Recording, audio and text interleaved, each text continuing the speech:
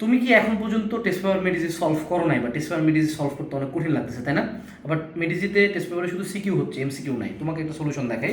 এটা হলো revision material. Revision ম্যাটেরিয়ালে তুমি যেটা পাবা, প্রত্যেকটা চ্যাপ্টারের শুরুতে সূত্র দেওয়া আছে এবং প্রত্যেকটা চ্যাপ্টারের টপিক ওয়াইজ যেগুলো বোর্ডের ইম্পর্টেন্ট এমসিকিউ এবং স্কুলের ইম্পর্টেন্ট এমসিকিউ টেস্ট পরীক্ষা, সেগুলো আমরা দিছি। এরপরে ধরো তুমি পৃষ্ঠা উল্টাইলে ওই সেম টপিকের আন্ডারে বিভিন্ন ইম্পর্টেন্ট সিকিউগুলো দেওয়া আছে এবং তুমি টেস্ট পেপার মেডিজি পুরো একটা সাবজেক্টের এইটুকুর মধ্যে পাই যাচ্ছ, মানে হার্ডলি 300 পেজও না। সো তোমার এগুলা সলভ করতে বেশি টাইমও লাগবে না এবং আমরা হাতে গোনা পার চ্যাপ্টার মোটামুটি 50 থেকে 60টা এমসিকিউ এবং 5 থেকে 10টা সিকিউ দিছি। যেই কয়েকটা করে গেলে তুমি বাংলাদেশের যেই বোর্ড থেকে এক্সাম দাও না কেন তুমি কমন পাবা। আমাদের ফিজিক্স আছে, ম্যাথ আছে, কেমিস্ট্রি আছে, বায়োলজি আছে।